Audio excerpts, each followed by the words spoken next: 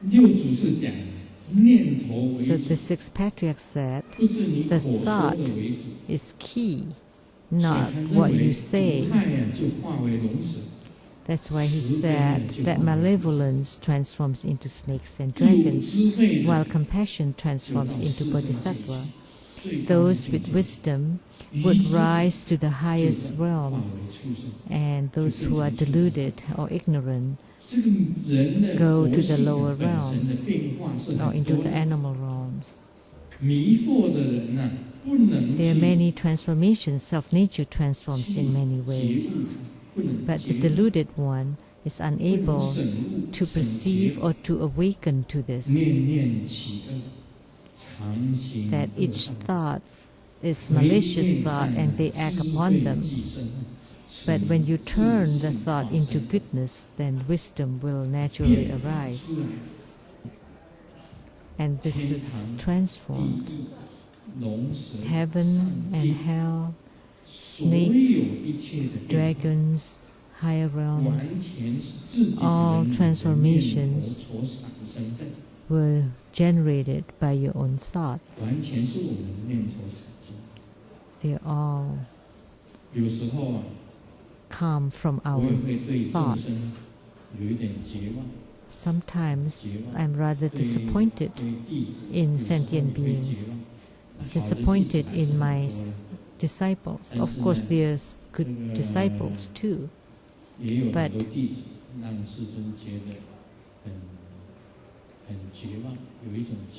there are many who let me lose hopes.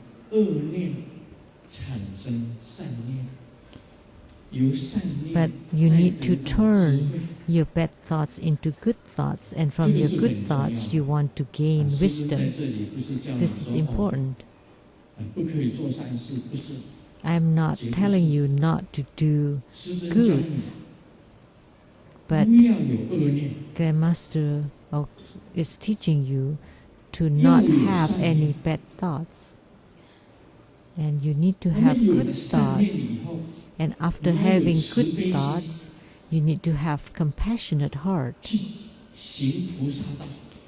and to walk the bodhisattva path. Then you become a bodhisattva. And by walking the bodhisattva path, you would generate a very high wisdom. And this high wisdom would let you attain Buddhahood or Bodhisattvahood or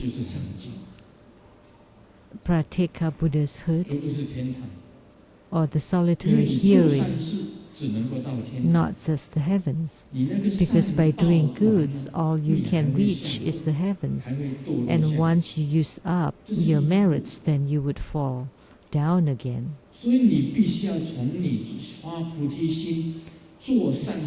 need to start from the bodhicitta and from doing goods until you attain wisdom. So that's the ultimate truth of Zen, and that is enlightenment. The true understanding of the mind and seeing of the Buddha nature. That's the highest wisdom. And only with the highest wisdom you can go to the higher realms. But if you're deluded and ignorant, then you would fall into the animal realms. If you're malevolent, it would become hell. But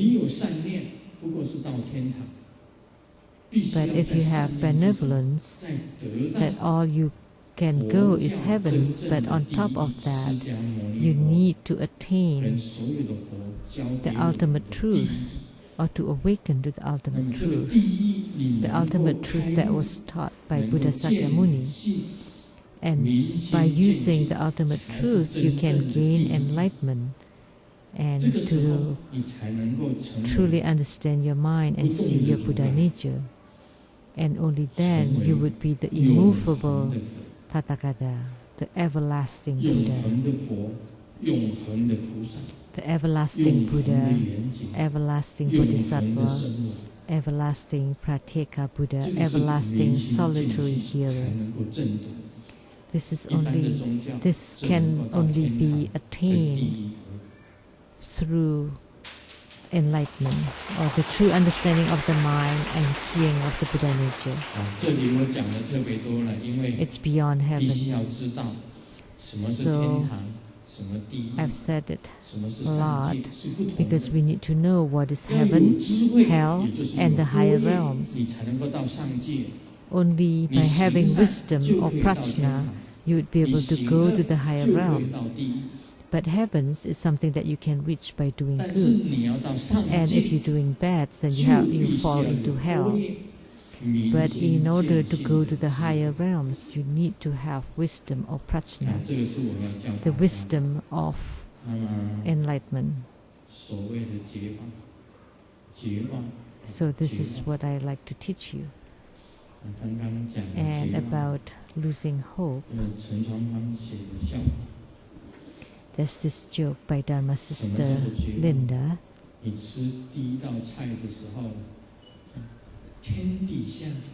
When you eat the first dish, you would think, oh, this tastes so bad. And then the second dish came, and you would say,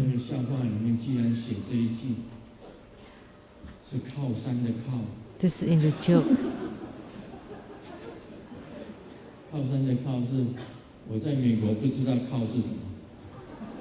It said something like, gosh, I did not know about this word when I was in America, but in Taiwan. Because the second dish was also really bad. So this is losing hope. When every single thought is bad or is not virtuous, then you would lose hope. There is nothing wholesome or nothing good about it at all. But there are Vajra precepts in Tantric Buddhism, the 50 stanzas of Guru devotion, and the 14 root downfall precepts and Bodhisattva precepts. These 3 sets of precepts are very important, and combined together they are called the Vajra precepts. The 50 stanzas of Guru devotions, the 14 root downfall precepts, and the Bodhisattva precepts. They are combined together, they are called the Vajra precepts. So as a Tantric Buddhist practitioner, you need to abide by these precepts.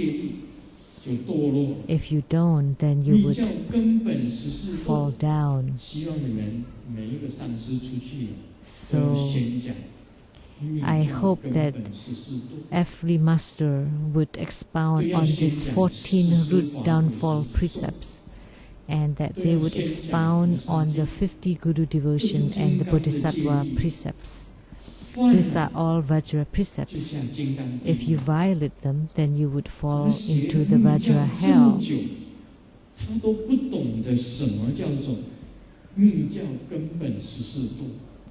So how could a Tantric practitioner that has been practicing for a long time do not comprehend about the 14 root downfall precepts? That's why I lose hope. So as a Tantric practitioner, we need to understand about this 50 stanzas of Guru devotion, the 14 root downfall precepts, the 14 precepts to avoid root downfall. That's Vajra precepts. The masters need to talk about it, to let everyone know that the precepts in Tantric Buddhism are very strict.